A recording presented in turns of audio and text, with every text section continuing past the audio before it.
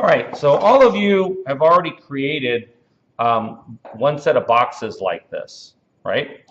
And what I had you guys do, just so that you can visualize, is only cut one box. And the two of them just sort of sat together, sort of like that, okay? And I didn't have you cut this box because at that point, we ran out of time to explain how to cut the other box. So today what I want to do is cover how do you cut the two boxes so that they become one space. Okay, that makes sense? So the very first thing that I'm going to ask you to do is to very carefully set one onto the other. Does it see what I'm doing? Okay, and you're going to take a pencil and you're going to very lightly draw where the two of them meet. Okay, remember that the bottom cube right now has nothing cut out of it. All right, and so to hold it up, that's what I end up with. Okay. Now, if I cut this exactly like that, is there anything for this thing to sit on? It's just going to fall down, right? So what I have to do is I have to measure over the thickness of a foam core. So measure in the thickness of a foam core all the way around, right? So that this surface here has something to glue onto. Okay, so I need to find a little piece of 3/16 foam core. And of course, when I need one, that's piece nut. There's none. Yay. All right, there's a piece of 3/16. Nope, that's 8.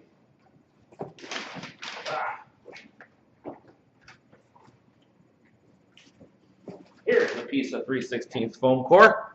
Yay! All right, so what I'm going to do is I'm going to kind of use it to kind of give me a line to the inside of that first line that I drew. So I'll measure over about like that, and I'm going to draw a line there.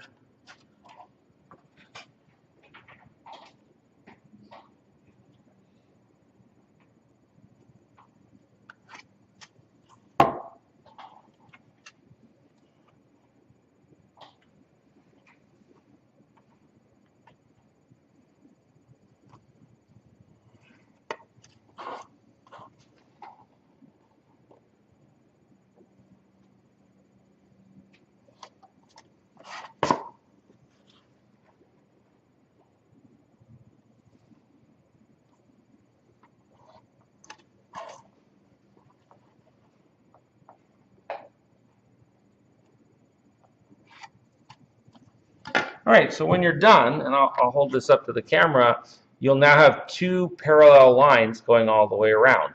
And those two parallel lines represent where the foam of this will engage this one. So just so that I know not to cut the outer line, I'm going to put little X's on it all the way around. That way I do not cut that.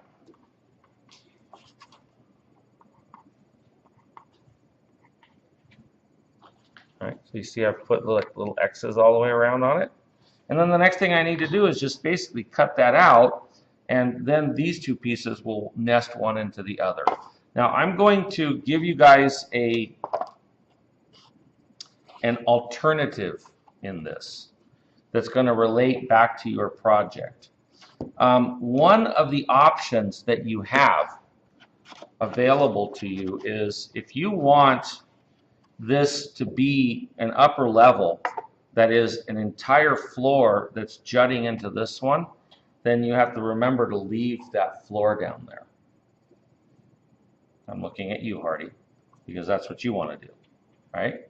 So depending on how you've laid out your design, right, the living room is either down and the kitchen and dining room are up, or the alternate to that, which is a little bit harder to do, is to have the living room up and the kitchen and dining down. That make sense? So you kind of have to know which one you want to do. All right. One of the key differences there is that the living room requires the entire floor space of the 16 by 16 cube, whereas the kitchen and dining room is kind of an L-shaped floor level. Right? Okay. I'm just going to assume that we're working with the simple original version of this thing, and I'm going to go ahead and cut this out so you guys can see how the two of them go together. So here goes.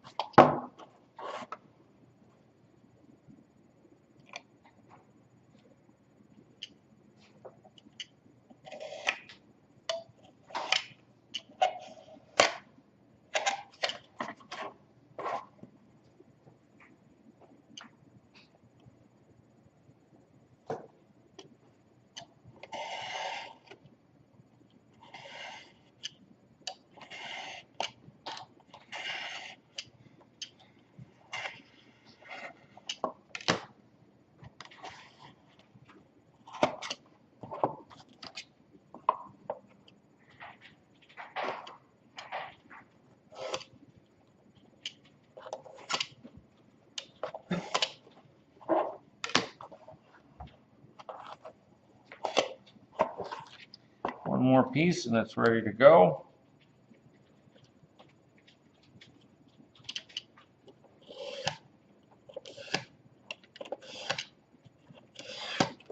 All right, so there it is. There's the piece that I cut out. I'm going to save it right there. And then I'm going to take this one and I'm just going to sort of slip it onto there. And you can see that now it's got something to attach to, right? Okay, so you guys are all going to have to make this decision on this.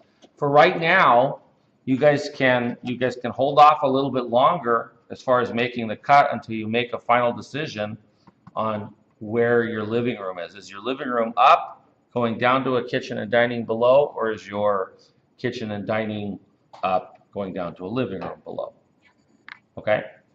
As soon as you make that decision, then you can, make the cutouts. Now, the one thing that if you wanted to leave the floor level here, say that I wanted this to be my living room up, then I would have had to have left the floor in here and I would have had to create notches so that it could go in here and slide down. Okay? Make sense? You think so? You're not clear? Okay, but let me draw it for you. So,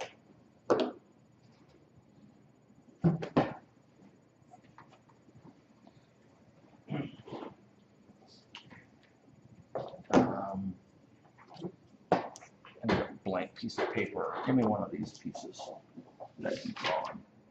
No, one of those.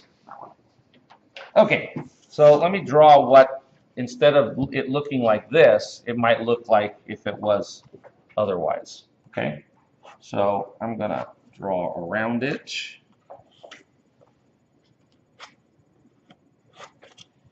Okay.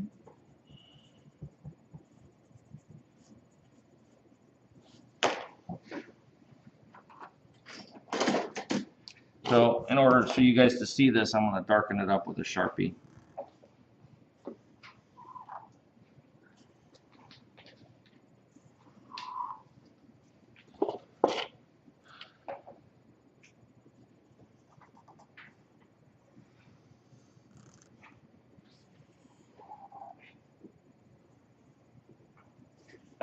Okay, so hopefully the camera can see that and you guys can all see that. That's the floor of that, right? Now that is predicated on this thing being an L-shaped room inside. But what if you wanted this to not be the L-shaped room? Well, what you would have to do then is you would have to create a little notch right here.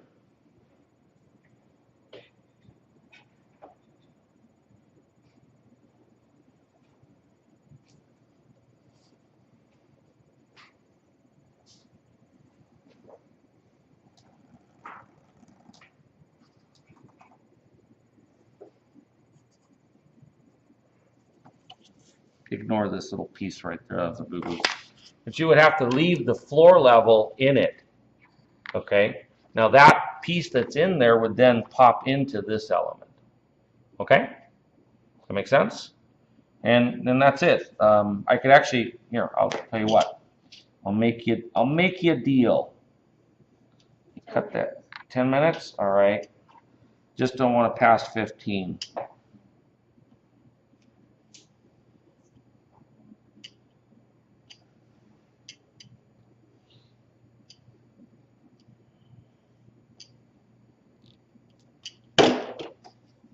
So there's my little floor plan, right?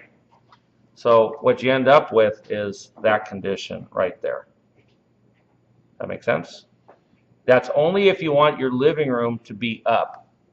Go up a little. All right. Because I see it. So that makes it to where you have the living room up 2 feet from the dining kitchen. All right? Okay, stop the video.